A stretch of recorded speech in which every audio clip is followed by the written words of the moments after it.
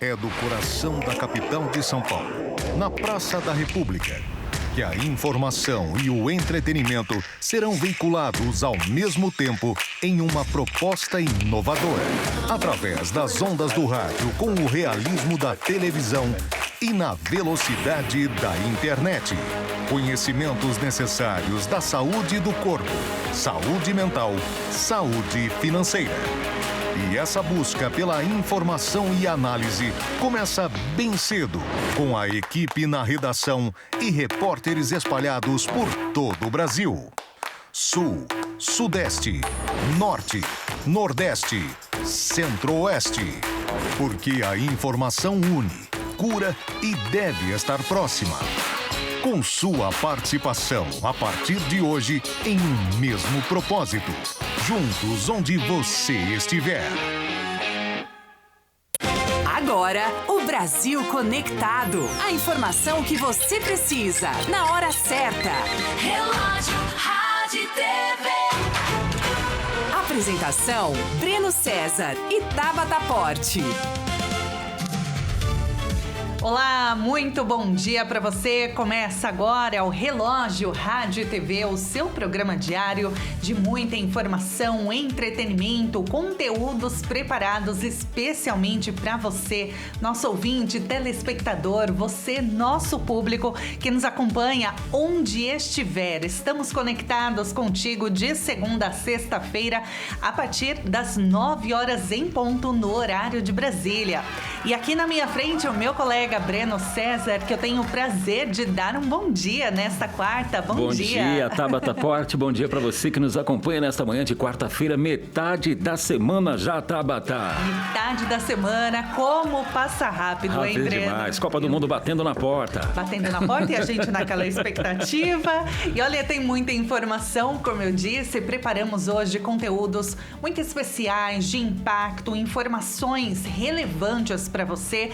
Mas antes, vamos começar fazendo aquele giro pelas principais notícias do Brasil e do mundo. Tensões no Oriente Médio. O Irã sobe o tom e declara que a guerra se estenderá para além da região caso os Estados Unidos retomem os ataques. Em paralelo, a Coreia do Sul confirma a travessia segura de um petroleiro pelo Estreito de Hormuz. Vladimir Putin inicia a visita oficial a Xi Jinping na China, 4 dias após o encontro 11 com o Donald Trump, consolidando aquela complexa disputa de poder entre as três superpotências. Aqui no Brasil, áudios enviados pelo senador Flávio Bolsonaro ao banqueiro e delator Daniel Vorcaro geram forte turbulência política em Brasília. O deputado Eduardo Bolsonaro criticou duramente aliados pelo vazamento.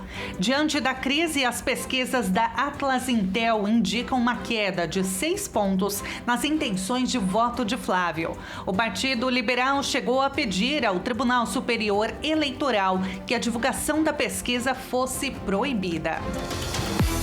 E às 9 horas e 2 minutos, a possibilidade de uma nova indicação de Jorge Messias para o Supremo Tribunal Federal por parte do presidente Lula tem gerado atritos com o senador Davi Alcolumbre. Messias chegou a interromper as férias justamente para poder acompanhar a agenda presidencial. Brasil e Estados Unidos face a face. Representantes do governo brasileiro e norte-americano se reúnem para debater tarifas comerciais na esteira do recente encontro entre os presidentes Lula e Donald Trump. Imposto de Renda 2026, Receita Federal alerta que 4 em cada 10 brasileiros ainda não entregaram a declaração do IR. O prazo, vale lembrar, se encerra no fim deste mês, dia 29 de maio. Inovações em inteligência artificial. O Conselho Nacional de Educação abriu consultas públicas com professores e a sociedade civil para estabelecer regras sobre o uso da IA nas salas de aula. A Aeronáutica, por meio da CENIPA, ou do CENIPA, melhor, classificou oficialmente como incidente grave a forte aproximação entre as duas aeronaves da Gol e da Azul no aeroporto de Congonhas. O caso aconteceu no fim de abril, durante o pouso de decolagem simultâneos, e investigações foram aceleradas justamente para apurar melhor falhas de controle. 9h04 agora. Fizemos aquele primeiro giro pelas principais notícias. Ao longo do Relógio Rádio TV, você confere mais informações do momento. Mas, olha só, eu queria te fazer uma pergunta. Como que está a sua caderneta de vacinação? Você já tomou a vacina da gripe, Breno? Ainda não, Tabata. Eu também não. E é por isso que a gente precisa correr até um posto de saúde mais próximo, né, Breno? E é muito importante, né? Apesar da gente não ter tomado ainda devido à correria, embora também isso não é justificativa, né, Tabata Pote? Não, até porque aqui em São Paulo a vacinação ela foi ampliada para todos os públicos nesta semana. Então, como você e eu não fazíamos parte do público-alvo, tudo bem, está justificado, mas agora sim a gente tem que correr, levar a família, crianças que ainda não tomaram, enfim. Leve toda a família com a sua caderneta de vacinação e se proteja. A vacinação contra a gripe será realizada nas unidades básicas de saúde da capital paulista e nas assistências médicas ambulatoriais, de segunda a sábado, das 7 horas da manhã às 7 horas da noite.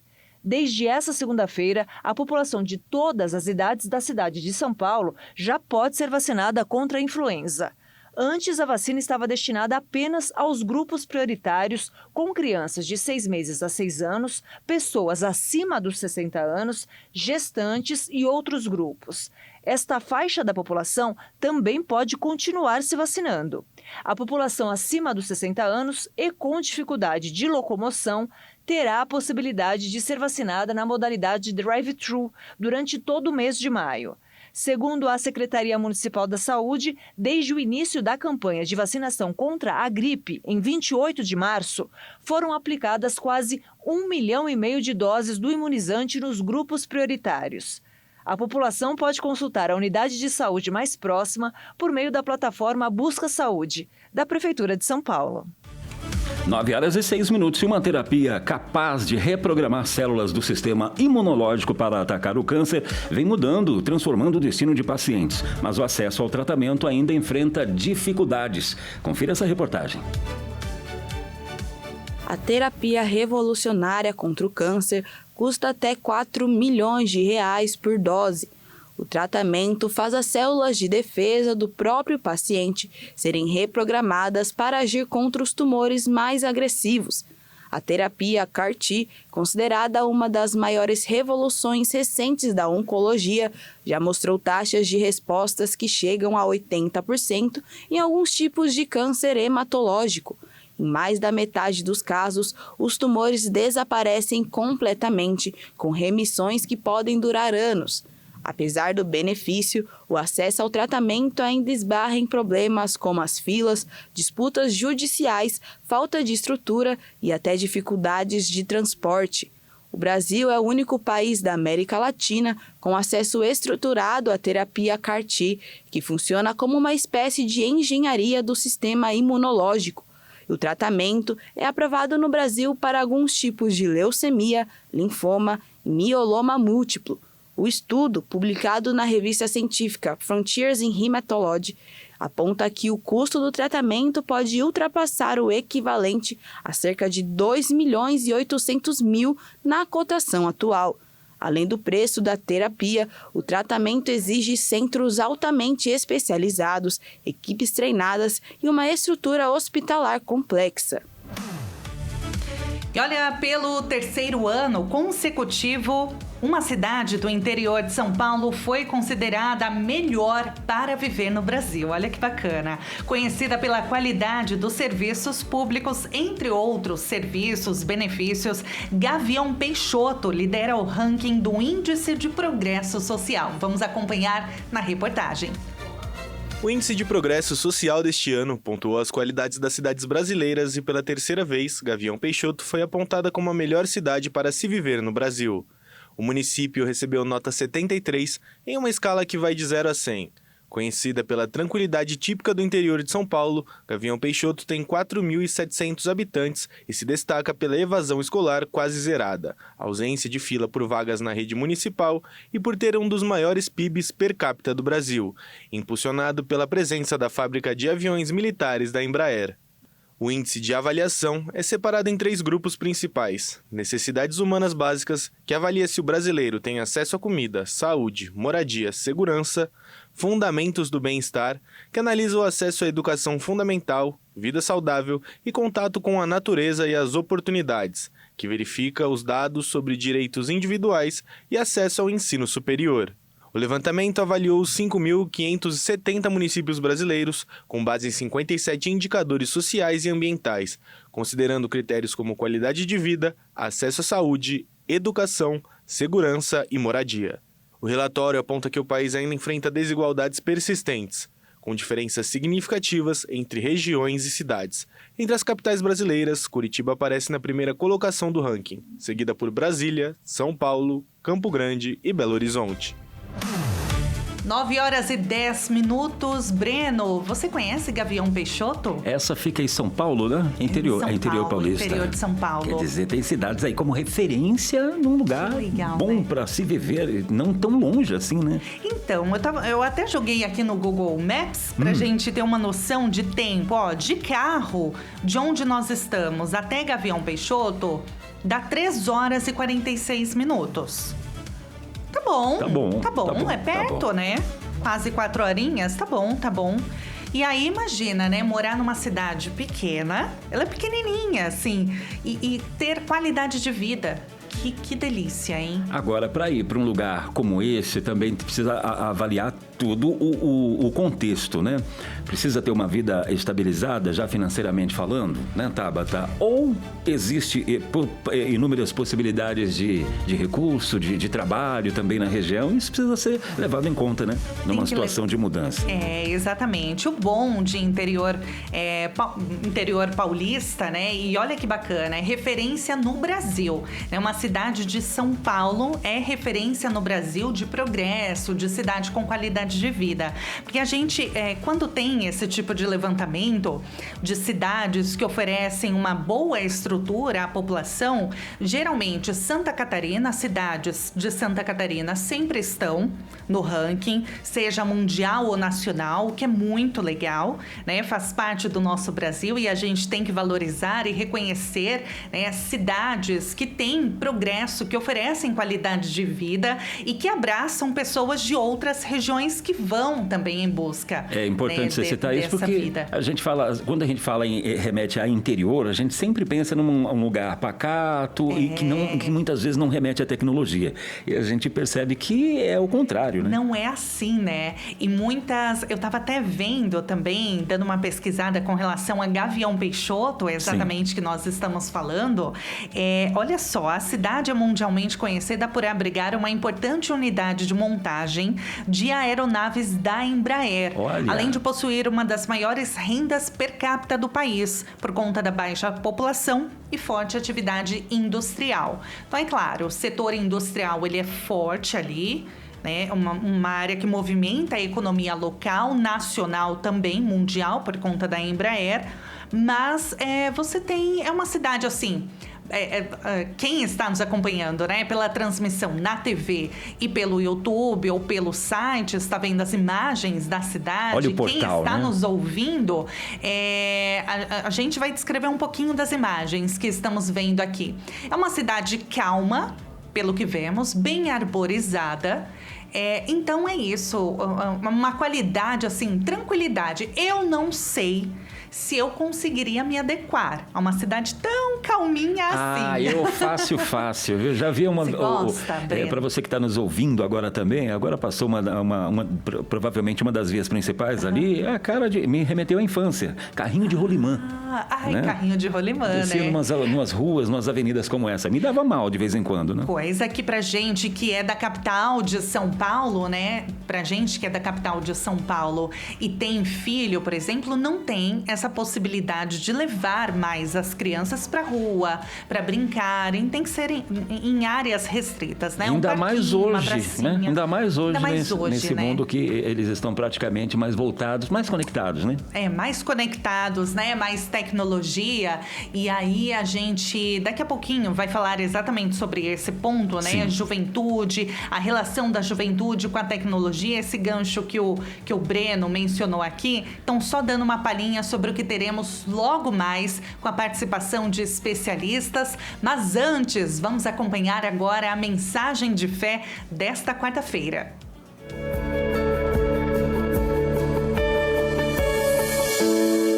Mensagem de fé.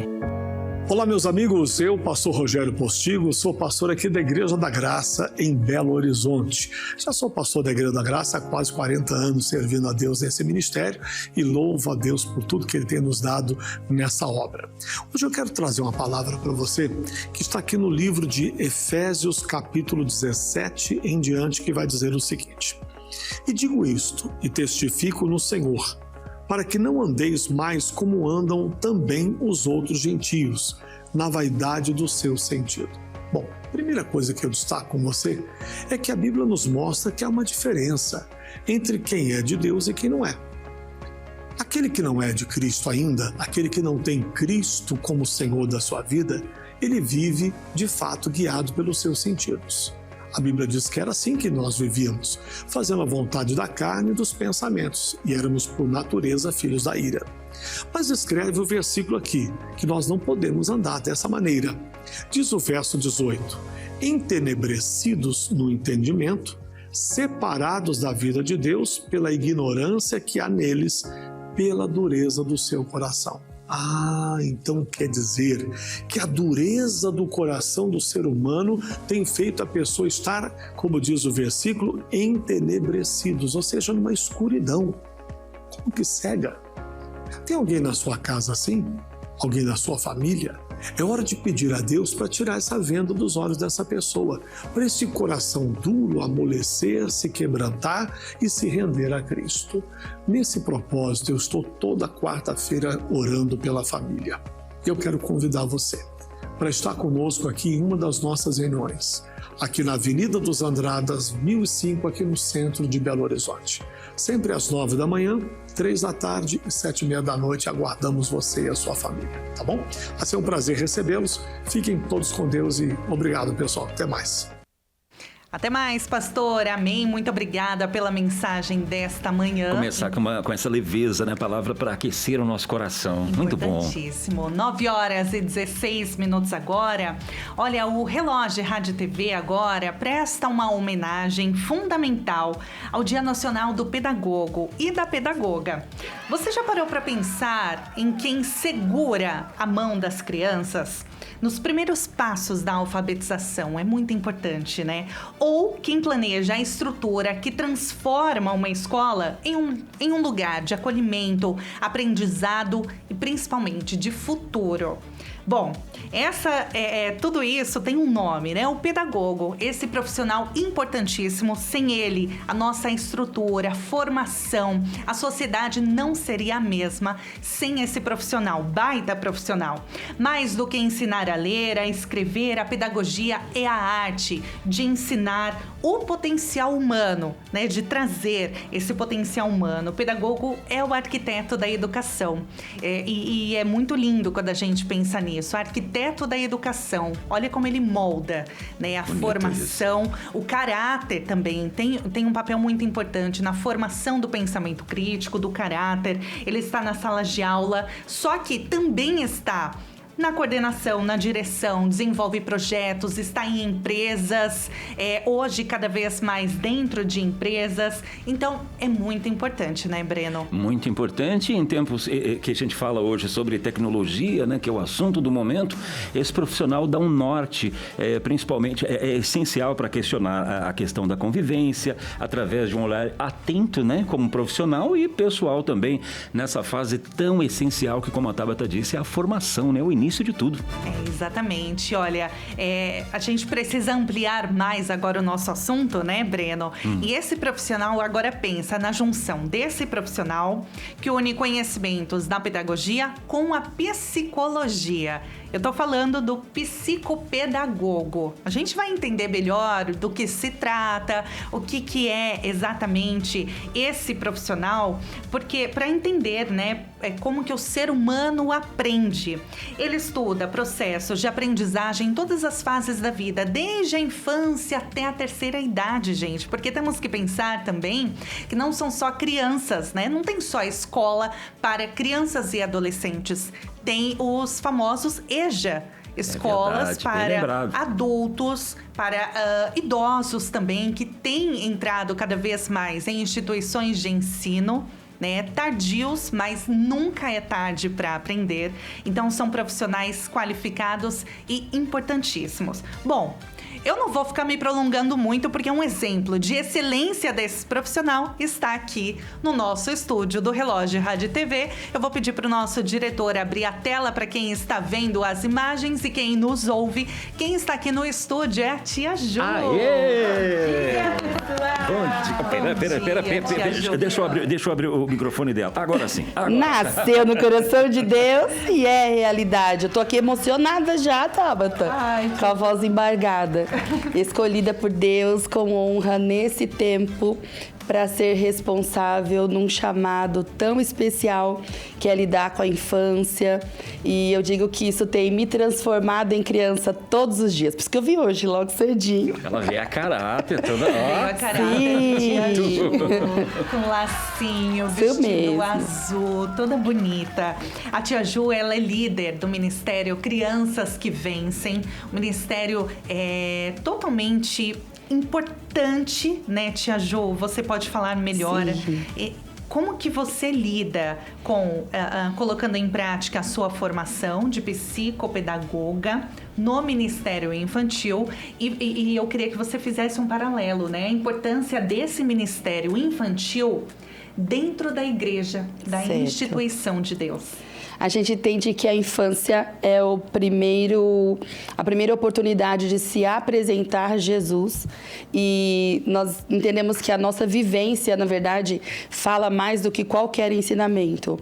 E quando a igreja tem o olhar voltado à infância, a garantia para as futuras gerações, a esperança para o futuro de uma sociedade, a gente pode dizer, porque nós trazemos princípios e valores, né, baseados na fé cristã, tudo aquilo que a Bíblia relata, e a gente ensina isso. As pessoas perguntam, né? A profissão, algo sério, algo de responsabilidade, o pedagogo, o psicopedagogo. Inclusive, parabéns a todos que atenderam, né? Eu digo que uma missão psicopedagogo, né? Nos dias que nós temos vivido as questões emocionais tão latentes e evidentes nas crianças. Então, esse profissional é alguém realmente de coragem, de valor, precioso aos olhos de Deus. Então, Deus abençoe aí já todos os pedagogos. E a gente entende que na igreja, esse despertar é muito importante, Tabata e Breno, e essencial. Porque quando você lança uma semente no coração de uma criança, as futuras gerações, como eu sempre falo, já estão garantidas. E também, né, a gente tem aí as possibilidades, as infinitas possibilidades de transformações em todas as esferas, em todos os sentidos, né? Físicos, mentais, emocionais, psicológicos, em todos os sentidos. E a gente sabe que a criança é realmente o plano e o propósito de Deus. Quando uma criança nasce em uma casa, em uma família, toda a transformação do coração de Deus está ali. Muda o ambiente, né? Muda tudo. Agora, puxando exatamente sobre esse assunto, tia Gil, qual que é a importância, então, para a sociedade, para a família? Tem um impacto não só nas crianças, então? Não, isso mesmo. Na verdade, a criança é em formação quando ela é bem assistida, quando ela é acolhida em todos os ambientes, porque a gente trata muito do que a gente faz na igreja, inclusive a maneira como eu me visto, o colorido, é porque o nosso alvo e o nosso objetivo é alcançar as crianças. Eles são realmente o alvo e o propósito do Ministério Crianças que Vencem, e por isso a tia Ju, né? Alguns pedagogos até entendem que tia, pedagogo, não, é a maneira como as crianças nos chamam, como elas se identificam. E aproxima também. Isso, é sobre isso, né? A gente sabe que há um esforço muito grande, né, no trabalho, em tudo aquilo que os psicopedagogos têm feito, o esforço. Ninguém consegue estar limitado a uma única formação, inclusive, porque a gente precisa ter essa atualização para entender e comunicar com as futuras gerações. E eu digo que a gente, como você bem leu, né? a gente aprende sempre e é necessário sim capacitação, é necessário sim as atualizações, acompanhar sim as novas tecnologias e que bênção que a porta da Igreja Internacional da Graça de Deus está aberta a esses profissionais. Eu tenho alegria em dizer que não é só a tia Ju, psicopedagoga, né, por formação, mas por chamado mesmo, mas muitos profissionais o Senhor tem trazido para nós uma equipe multidisciplinar para que a gente possa realmente acolher, estimular as crianças e ensinar a Bíblia à maneira de criança, numa linguagem acessível a cada faixa etária, ajudando e trazendo luz, né? Auxiliando e trazendo luz para os desafios que a vida propõe em cada etapa. Por esse motivo, a formação ela é tão essencial, porque o nosso olhar muda. Então, se eu estou no berçário, a linguagem é uma. Se eu vou para o jardim, né, que são os de 4 a 6 anos, a linguagem é outra. E um sonho estar nesse lugar, um sonho estar com as crianças, e a gente aprende muito mais do que a gente ensina. A todo instante, ela chegou aqui já emocionada, e a todo instante você percebe esse brilho nos olhos. Então, eu queria que você falasse um pouquinho também de como foi o início dessa chamada. Você já sentia esse propósito, essa missão, de que a qualquer momento alguém podia chegar e fazer isso? Como é que foi? Por incrível que pareça, nós tivemos uma amiga de família que fez magistério no tempo em que o curso adequado para profissional era o magistério. E todas aquelas lições e testes que ela faz, que se faz no magistério, que se fazia, até dos desenhos, tudo aquilo, ela fazia com a gente. A gente começou a brincar de escolinha. Por incrível que pareça, nós acho que 4, 5 anos, era mais ou menos a idade que eu me recordo. E a gente nem tem ideia do que a gente faz quando a gente planta uma semente, né, na vida de uma criança. E aí eu creio que daí já partiu o maior incentivo. Então, por isso que eu digo, né, que é o dom que eu me encontrei, mesmo tendo outras atividades profissionais, mas a minha realização como pessoa é realmente semear a boa semente da palavra de Deus nos pequeninos corações. E eu queria muito entender e aprender, entender como a criança aprende, quais são os estímulos necessários, como que a gente pode auxiliar essa criança a estar melhor integrada em família, em sociedade, como a gente pode interferir. Eu digo que nós trazemos a palavra de Deus como quem apresenta Jesus o Salvador, né? E que maravilhoso se a gente consegue unir as duas possibilidades, porque a criança aprende naquilo que ela encontra prazer. Ó, o que eu aprendi. E isso é muito importante. Aquilo que a gente aprende por prazer, ninguém tira de nós. Foi exatamente o que aconteceu comigo quando a minha amiga, a Rê, nossa fadinha, gente, ela parecia assim um anjo, os cabelos cacheados. Era assim que a gente, né, a via. E como ela despertou em nós, através dessas sementes tão preciosas em tão pouco tempo, tudo isso que a gente vive hoje. Agora, tia Ju, tem muitos desafios também, né? Principalmente nos dias de hoje. Você mencionou a questão de que o profissional de pedagogia, ele tem que estar muito antenado, né? Acompanhar, estudar muito, né? E principalmente quando tem o chamado de Deus, a missão é ainda maior, né? Mas com relação à internet, as coisas estão muito aceleradas. Você tem encontrado algum desafio dentro do Ministério CQV diante que as crianças estão muito conectadas, Sim. estão muito em telas? Isso tem impactado? O que a gente diz é que a gente também precisa estar onde as crianças estão. Para eu conseguir trazer norte e equilíbrio naquilo que elas têm como realidade. Eu não vou interferir naquilo que a criança recebe dentro da casa dela, mas a gente pode trazer a informação, que é um pouquinho também, né, do que vocês fazem. Então, a gente pode formar através da informação e junto com a família, porque a nossa interferência não é direta à criança. Uhum. A gente faz um pedaço do papel, na verdade, né? A gente pode dizer que a gente cuida de um trecho importante, mas cabe à família a responsabilidade de estabelecer os limites. Então, o psicopedagogo, o pedagogo, o profissional da educação precisa ampliar realmente o seu repertório para que ele tenha esse alcance. Nós precisamos estar onde as crianças estão. Meu conselho para os pais é sempre: tire tempo para estar exclusivamente com os seus filhos. A tela não pode substituir a família. A tela faz parte do momento onde eles foram gerados, onde eles nasceram. Então, o tirar a tela em 100% é quase que impossível, né? A gente fala de várias realidades, inclusive da realidade daquela família, que a mãe e o pai precisam trabalhar híbrido. Então, como que eles vão fazer, qual o tempo de escola que eles vão conseguir, qual profissional da educação que vai estar com essa criança durante todo esse período de trabalho. Então, os desafios são muitos. Dentro do nosso ambiente, Crianças que Vencem, Igreja da Criança, a gente procura adequar e trazer a tecnologia ao nosso favor. Então, esse é o maior e melhor conselho. Traga a tecnologia para você. É uma ferramenta a mais. Exatamente, como essa ferramenta. Não funciona a questão do proibir.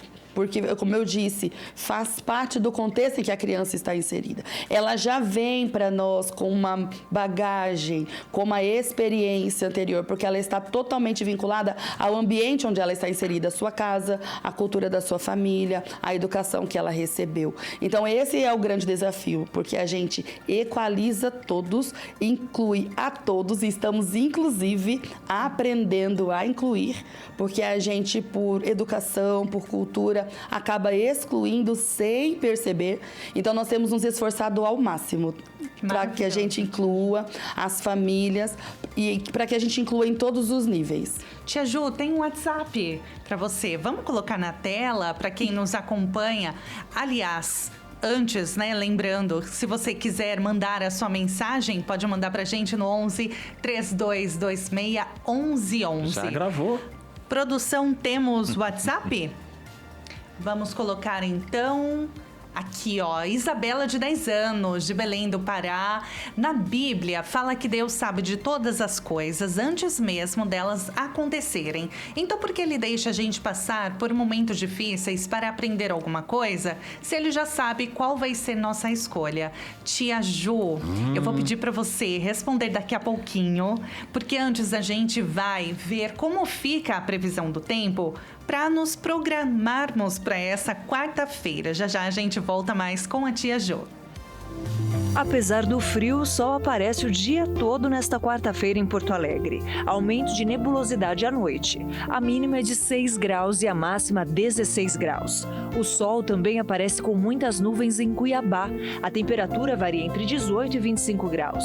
Já no Rio de Janeiro, o dia segue chuvoso durante o dia e a noite. A máxima não passa de 22 graus e a mínima fica em 18 graus. Em Porto Velho, o sol aparece com muitas nuvens durante o dia. Há períodos de céu nublado. A temperatura fica em 30 graus Celsius. A mínima é de 21 graus. O dia de sol com névoa fraca em Fortaleza. A temperatura varia entre 24 e 29 graus. Relógio, rádio e TV.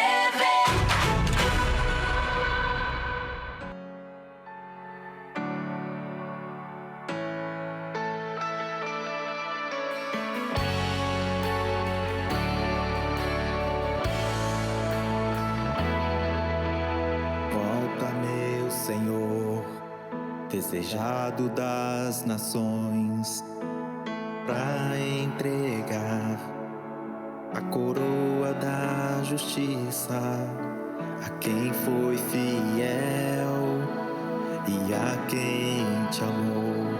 Tens um lugar guardado e estará ao teu lado. Eu conto as horas pra te ver, conto os segundos pra tocar tua face. Um dia é muito pra esperar, não abro mão de te encontrar, meu mestre. Vou me alegrar, pois irei te encontrar, meu amigo.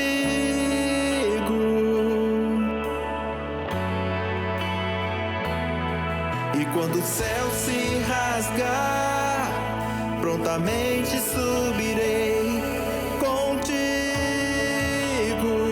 meu amigo.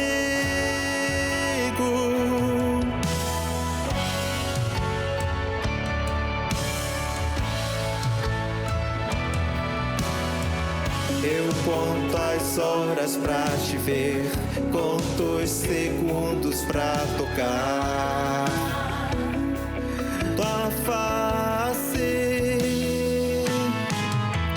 Um dia é muito pra esperar, não abro mão de te encontrar,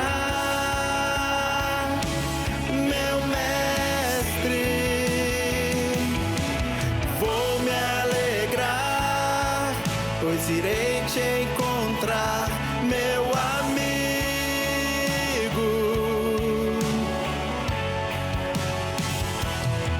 E quando o céu se rasgar, prontamente subirei contigo,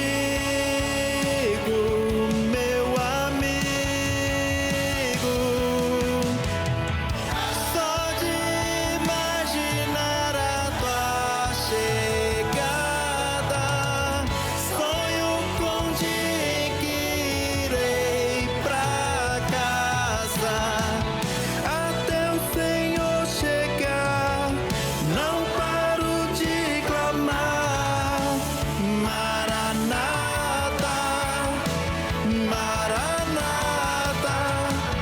Só de imaginar a tua chegada, sonho com o dia em que irei pra casa.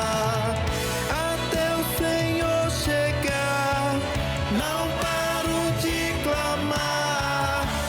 Maranata, Maranata. Vou me alegrar, pois irei te encontrar, meu amigo.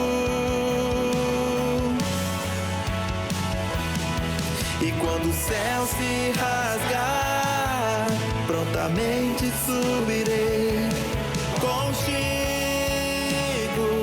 meu amigo.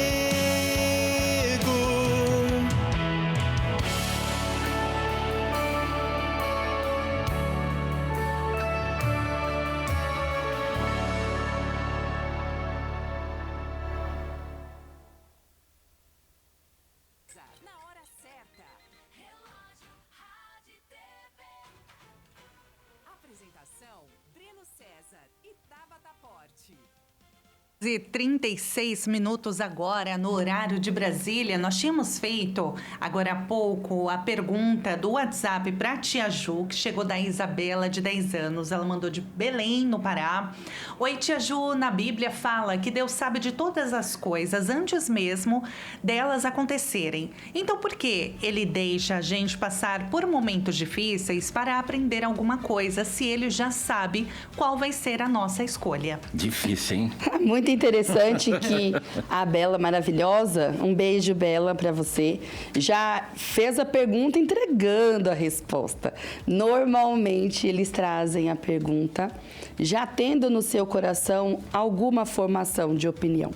Deus, ele na verdade nos entregou o livre-arbítrio, a livre escolha. E aquilo que o Senhor nos entrega, tudo aquilo que Deus diz, dito está. Tudo aquilo que o Senhor nos entrega, então entregue está. A única forma de interferir no livre-arbítrio é o clamor de alguém. O que pode mudar as situações difíceis que alguém venha a passar é realmente um clamor e um pedido realmente ao coração de Deus. Isso muda. O que acontece é que desde Adão as escolhas foram feitas de forma errada e existem consequências para essas escolhas. Nós vivemos já debaixo da graça de Deus e quando Jesus entra na nossa vida, então Ele transforma totalmente a realidade. Então, aí nós saímos debaixo do domínio de tudo aquilo que foi consequência causada por Adão. Então, o que a gente entende é que em Jesus nós vamos aprendendo todos os dias a fazer melhores escolhas. Ai, que lindo. Tia Ju, olha, muitíssimo obrigada. Antes, só da gente encerrar rapidinho, a tia Ju tinha falado agora há pouco também pra gente usar a tecnologia, as telas a nosso favor. A nosso favor. Ao nosso favor. Mesmo. Então, como que a gente pode fazer isso, tia Ju? Assistindo todos os dias, CQV na TV. De segunda a sexta, o Senhor tem nos aberto a oportunidade de estarmos na RIT, também semeando nos pequeninos corações. Este ano da remissão, estamos aprendendo sobre o curso Fé, mas numa linguagem acessível aos pequeninos. Neste mês, estamos estudando sobre a oração, já estudamos tantos outros ensinamentos preciosos trazidos aí pelo nosso missionário R.R. Soares. Nós, como adultos, já fizemos o curso Fé, estamos fazendo também nas nossas igrejas, todas as sextas-feiras, e as crianças também não estão de fora, porque a eles pertence o reino dos céus. Amém. Muito obrigada, tia Ju, pela participação. Eles, né? Isso. Muito obrigada, né, Breno? Obrigado, tia Ju. Poxa, que Eu que agradeço, gente. Sim. Voltar mais vezes. É uma alegria no meu coração estar com vocês, que o Senhor continue a nos transformar como Ele quer realmente fazer, né? Tornar o nosso coração como o coração de uma criança. Que a graça e o amor de Deus sejam sobre vocês. É isso que eu ia Muito falar. obrigada, viu, pela oportunidade. Que tomemos as crianças aí como exemplo, né? Como Isso referência mesmo. para nós. É sobre isso. Muito obrigada, Beijinho. tia Ju. Um beijo. Deus abençoe. Tchau, tchau. Olha, gente, que momento maravilhoso, né? Falar sobre essa profissão, hein, Breno? Começar o programa assim com essa leveza, com essa alegria, né? Muito bom, muito bom. Muito bom. E olha, mais do que celebrar os profissionais que estão na base da nossa formação, a data convida todos nós, estou tropicando aqui, a data nos convida a uma reflexão profunda sobre a educação no Brasil. A gente não pode deixar de falar sobre os desafios, né? Porque se por um lado o pedagogo é o arquiteto do aprendizado, atuando desde a alfabetização infantil até a coordenação escolar, ambientes corporativos, por outro, a categoria também enfrenta muitos desafios no dia a dia. Falamos de salas de aulas superlotadas, urgência por valorização salarial, impactos na saúde mental de educadores, de professores. E como? Ainda mais hoje em dia. E, aliás, uma geração ultraconectada, né, Breno? Porque os desafios hoje são infinitos. Ao mesmo ponto, tem pontos positivos, né, que a gente vai expressar aqui, mas também o fator negativo, que são muitos. E a gente precisa redobrar a atenção. O impacto das telas na formação de crianças e jovens. Quais os impactos positivos e os impactos negativos? Vamos falar sobre tudo isso, a relação da juventude com a internet, agora, direto do nosso estúdio, com a neuropedagoga Fernanda King. Fernanda, bom dia. Bom dia, um prazer estar aqui com vocês, falando de um assunto tão importante, né? Vocês já falaram aí algumas coisas super urgentes, uso excessivo de telas, valorização da escola, do professor. Meu Deus, quantos desafios, né? Sim, é uma profissão bem difícil, tanto que hoje a gente fala até em apagão de professores, né? De extinção da classe, porque se você perguntar para jovens, adolescentes e até crianças, quem quer ser professor aí? O pessoal fala quando crescer, né? Uma frase até meio inadequada, mas enfim, aí ninguém mais levanta a mão, ninguém mais quer ser professor ou professora, muito difícil. Preocupante, né? Sim, preocupante. E é triste porque antigamente a gente tinha muito, né, amiguinhos na escola. O sonho, né? Que o sonho era ser professor. Um de ser bombeiro, outro de ser médico, um advogado, professora. E sempre tinha. Sim, sempre. E as mulheres, historicamente falando, por um bom tempo, era a profissão que poderia ser, porque o pai deixava ser professora.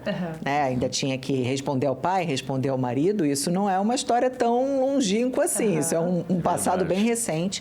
Então, muitas mulheres faziam aquele curso que chamava curso normal, magistério, porque a opção era essa. Então, também tem isso, tá? Hoje as mulheres elas têm muito mais opções de carreira, mas acho que o cerne da questão é realmente a desvalorização. As pessoas olham, né, na internet, professor apanhando, sala de aula lotada, salário baixo. A pessoa fala, eu não quero isso para mim. Recentemente estivemos falando em segurança numa cidade de São Paulo, região metropolitana, um aluno que invadiu com uma faca. Sim. Isso aí são casos extremos que vêm para a mídia, mas assim, professores apanham todos os dias de alunos, né? Típicos, atípicos, você tem essa questão da inclusão, então muitas vezes acontece de uma criança atípica, que tem alguma questão neurológica que não está sendo adequadamente tratada pela família. Sistema público de saúde às vezes não tem terapias adequadas e essa criança é jogada na escola porque ela precisa estar sendo bem atendida primeiro, clinicamente falando, né? Com terapias em dia, se precisar de medicação, tem que tomar medicação. Ainda existe um preconceito muito grande quanto a isso. Poucos médicos, né, neurologistas infantis aí nas cidades pequenas, por exemplo. E aí essa criança tem que ir para a escola, porque é obrigado. E ela não está exatamente preparada para estar no ambiente escolar, o professor também não está preparado para receber, e aí fica uma coisa, um problema generalizado, não está bom para ninguém. A grande verdade é essa. Então, o professor sobrecarregado, 35 alunos, às vezes numa sala tem 4 atípicos, um que não tem nem laudo, outro que não está sendo tratado, outro que a família é negligente, e sobra tudo para o professor. O professor. E já tem que lidar com os desafios diários da própria profissão, com relação à desvalorização salarial, estruturas muitas vezes precárias, né, das instituições escolares pelo Brasil afora, e mais essas outras questões que vêm de dentro de casa. E uma dessas questões que a gente quer tratar aqui é com relação à tecnologia. Diante de toda a sua experiência, né, eu queria que você traçasse pra gente um histórico, como que chegou para vocês. Antigamente a gente tinha aula de informática, né? Hoje em dia... Curso de datilografia. Hoje em dia são... Eles já vêm sabendo a informática, já vem sabendo, né, meu Deus? Sim. Eles que acabam ensinando a gente. Sim, muitas você coisas. Fica assustado, às vezes, né? Que eles sabem muito, porque eles aprendem de forma empírica, eles começam a usar. A gente entrega, muitas vezes, um celular, um tablet para uma criança de 1 ano de idade, 2 anos de idade. Isso é verdade. A criança, ela não foi nem alfabetizada ainda para ter acesso a certos conteúdos. Ela não tem senso crítico algum. Então, tudo que chegar para ela, ela vai achar que é verdade, né? Se está na internet é verdade. Tem adulto que acha, né? Que se está na internet ou que se a inteligência artificial respondeu, tá certo, né? E não tá. Muitas vezes você precisa corrigir a IA. Só que você só vai saber corrigir a IA e desconfiar da IA se você tem uma bagagem, se você tem cultura, se você teve acesso à informação, acesso ao ensino formal. E hoje a gente tem correntes aí desvalorizando e muito o ensino formal. Tem um monte de blogueiro, de influenciador, jogador de jogos eletrônicos que fala que a garotada não precisa fazer faculdade, não. Você vai ganhar muito mais dinheiro até se você não fizer. Cara, 1 em 1 milhão pode até conseguir. Não estou dizendo que precisa fazer faculdade para ficar rico, não, mas precisa de senso crítico. Você tocou eu estou vivendo isso, tá? Meu filho está com 20 anos, era uma idade que, para mim, já deveria estar aí mergulhado no mercado de trabalho, e a dificuldade dele é essa. A gente tem essa parcela de culpa, eu admito, que colocamos ele, permitimos que ele ficasse muito tempo na tela também, e hoje eu colho essa dificuldade. A gente é uma geração que teve pouco e quer dar tudo pro filho. E aí, dando tudo, ele não corre atrás de nada. A gente quer, muitas vezes a gente quer suprir os nossos traumas.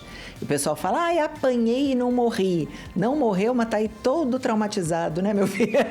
E aí a gente fala isso. Não, com meu filho não. Com meu filho eu quero proteger, proteção. Proteger do mundo. Só que aí vai pro extremo, né? E dando tela. Peraí, você quer proteger do mundo real, mas você entrega um celular?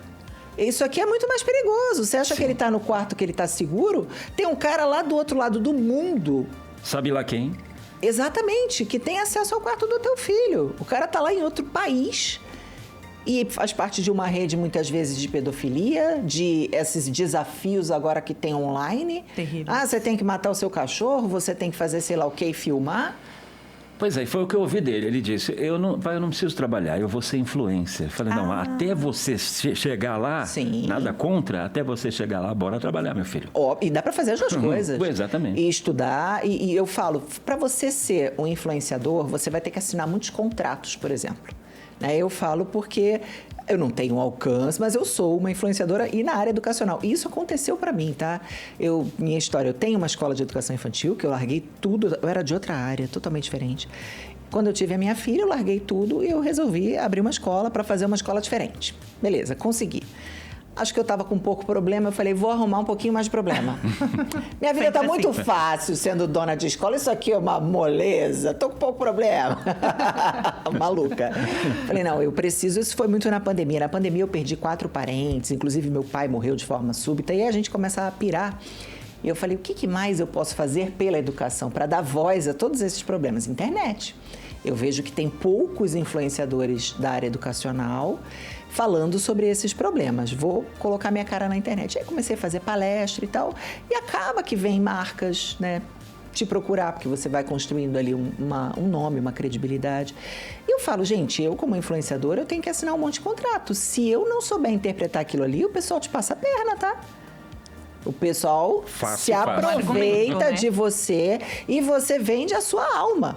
Por exemplo, se você resolver escrever um livro, cara, a editora, ela faz você assinar um contrato para o resto da tua vida, você vai ganhar isso aqui. Um cantor, quantos cantores você conhece que depois que ficam muito famosos, pagam milhões para se livrar do contrato lá do início da carreira? Porque quando ele começou, ele estava precisando, ele assinou qualquer coisa. Não entendia. Não tinha manha. Sim, é então, assim, você precisa de conhecimento até...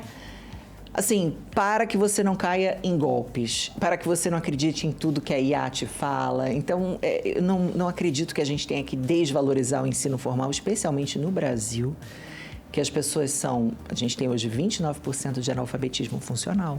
As pessoas não sabem interpretar um texto. Aí a gente vai falar para a galera estudar menos. Gente, a galera precisa estudar mais. Tem que incentivar. Tem que incentivar, é o contrário. Mesmo que não use, né? Mesmo que você não trabalhe exatamente com aquilo que você vai usar. Se formou. Você vai usar. Mas tem que ampliar o conhecimento. Nenhum conhecimento a gente simplesmente guarda na gaveta. Em algum momento da tua vida, eu fiz 3 graduações, até acertar, vamos dizer assim. A pedagogia foi a terceira. Mas a primeira, por exemplo, eu fiz aquela coisa, né? Eu estudava, gostava muito de estudar. Eu fiz arquitetura na Federal do Rio de Janeiro. Gente, quantas obras eu já fiz na minha vida, para as minhas escolas, para minha casa. Eu não trabalhei como arquiteta, mas quando eu estou fazendo uma obra, o pedreiro não me passa a perna, não. É difícil. E olha que né? O cara diz que vai durar 10 dias, dura 3 meses. Você acha que vai gastar 10 mil, gasta 100 mil, né? Obra tem que entender essas coisas. Mas eu entendo o que está sendo feito ali. Aí o cara se surpreende. Nossa, como é que ela sabe esses termos? Como é que ela sabe essas coisas? Porque em algum momento você vai usar. Então, é uma frase bem clichê. Mais conhecimento ninguém tira de você. É uma das poucas coisas que a gente leva para o caixão. Vai morrer com você tudo que você aprendeu na vida. Quanto mais culto, quanto mais inteligente, você se torna até uma pessoa mais interessante para conversar num date, né? Numa mesa. Hoje, o vocabulário dessas crianças está reduzidíssimo. Pela primeira vez, as pessoas têm o QI menor e têm um vocabulário menor que a geração anterior. Eu fico, na condução, a gente fica assustado com o linguajar de hoje. É assustador, porque você pensa, meu Deus, que preparo tem essa pessoa para o mercado de trabalho? Está explicado. Nenhum.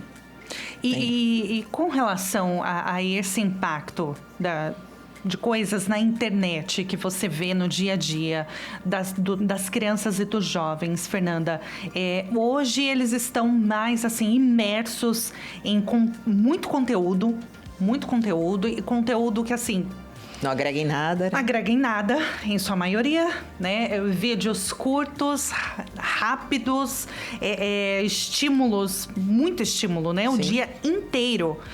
Fone no ouvido, na rua, as pessoas... Você fala assim, nossa, a pessoa não consegue nem ficar com o próprio pensamento mais. Você anda na rua, parece que a pessoa coloca um fone de ouvido até para nem ser perturbada, né? Pelo mundo real, Pelo mundo real. E as crianças, os adolescentes, principalmente, estão assim. Como que você tem sentido esse impacto na hora do aprendizado, no dia a dia na escola?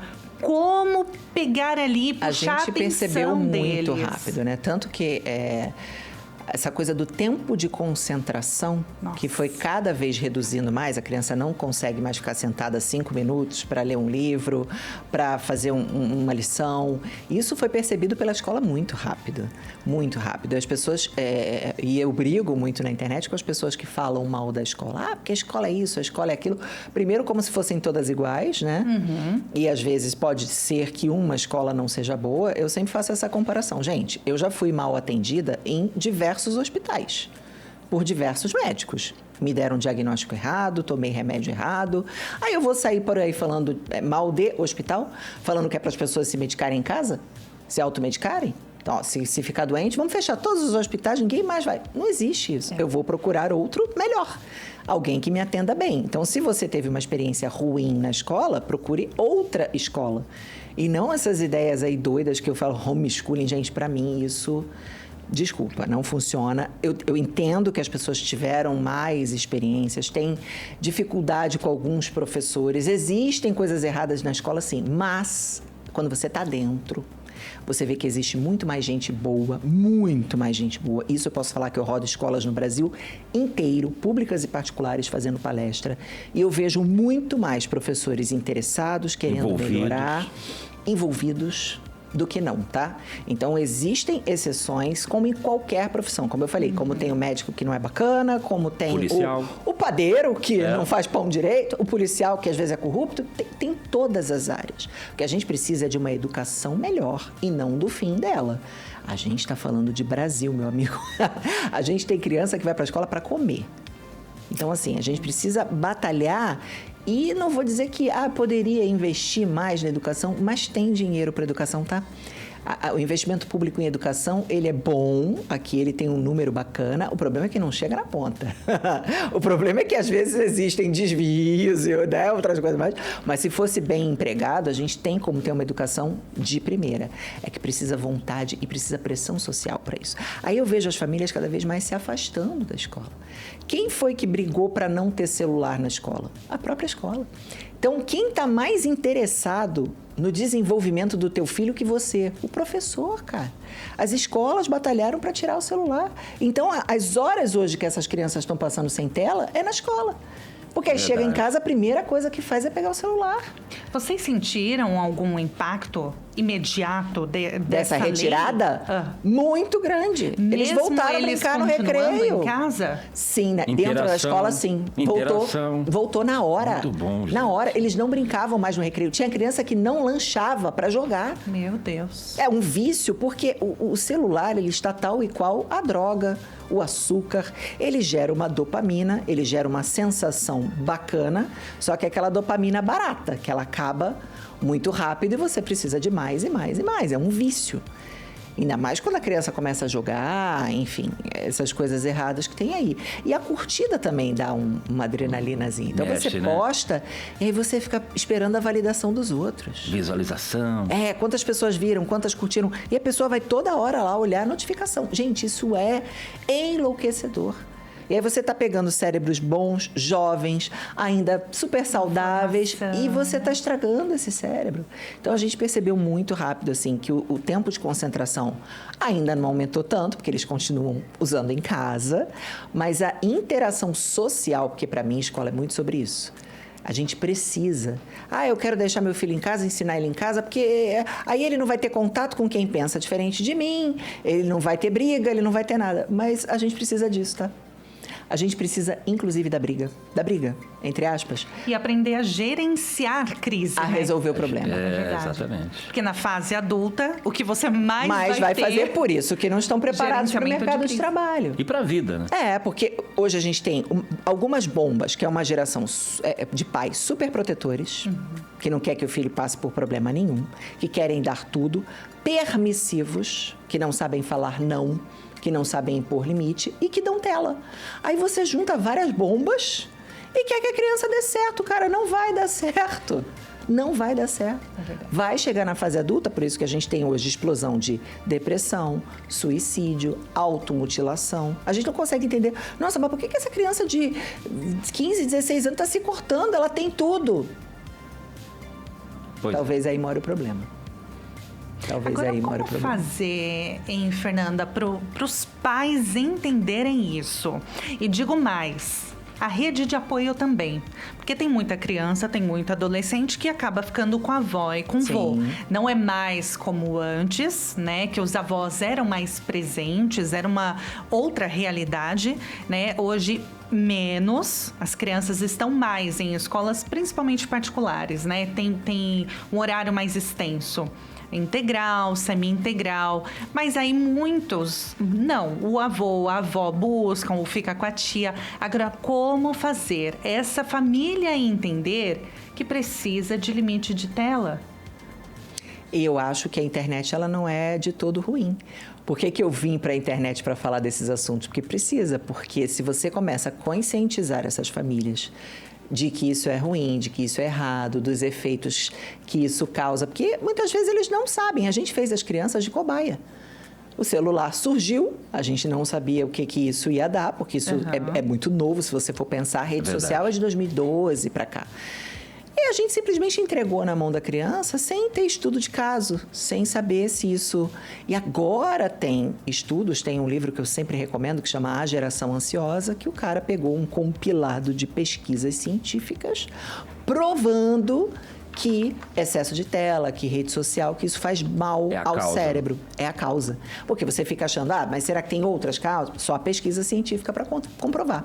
E ele mostra para você e te prova por A mais B que sim, isso causa danos permanentes ao cérebro humano. E a gente simplesmente fez a criança de cobaia, sabe? Toma aí o celular, fica quieto, porque dá menos trabalho.